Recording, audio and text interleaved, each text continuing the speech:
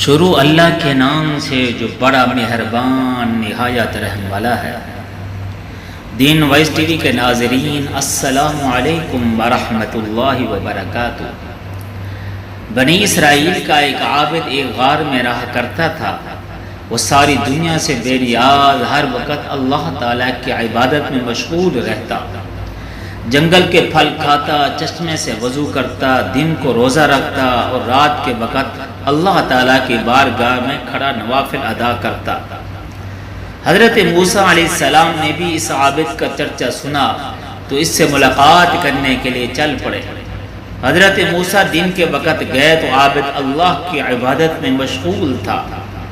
اللہ کے نبی حضرت موسیٰ علیہ السلام اس عابد کو رات کے وقت ملنے گئے تو تب بھی وہ عبادت میں مصروف تھا۔ حضرت موسیٰ علیہ السلام اس کے پاس گئے، اسے سلام کیا اور اسے کہا کہ اپنی جان پر کچھ نرمی اختیار کرو۔ اس عبادت گزار بندے نے جواب دیا کہ اللہ کے نبی، ہر وقت اللہ کی عبادت میں مصروف رہنا چاہتا ہوں تاکہ جب موت کا وقت آئے تو میں اللہ کی یاد سے غافل نہ ہوں۔ حضرت موسیٰ نے اس شخص سے پوچھا کہ میں اللہ کی بارگاہ میں جا رہا ہوں، اگر کوئی حاجت ہے تو بتاؤ۔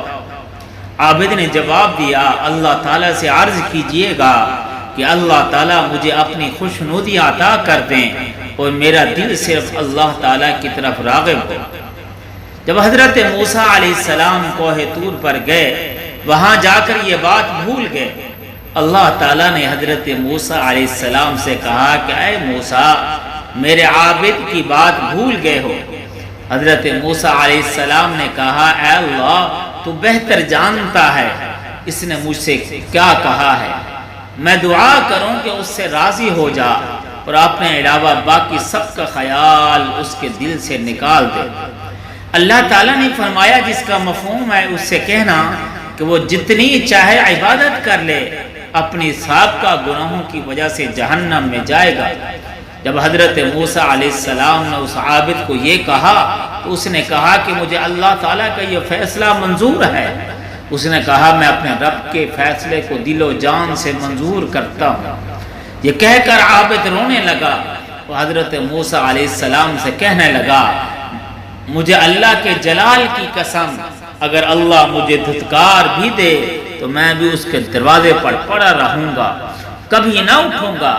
بے شک چاہے وہ مجھے جلا دے یا پھر میرے ٹکڑے ٹکڑے کر کے مجھے ریزہ ریزہ کر دے، میں پھر بھی اپنے رب کے دروازے سے نہ ہٹوں گا۔ جب حضرت موسیٰ علیہ السلام دوبارہ اللہ کی بارگاہ میں گئے تو اللہ کے سامنے اس عابد کا حال بیان کیا تو اللہ تعالیٰ نے کہا کہ جس کا مفہوم ہے کہ میرے اس بندے سے کہہ دو کہ میں جنت میں جاؤں گا، کہ وہ جنت میں جائے گا، میں اس کی مغفرت فرما دوں گا کیونکہ اس نے میرے فیصلے کو دل و جان سے قبول کیا ہے۔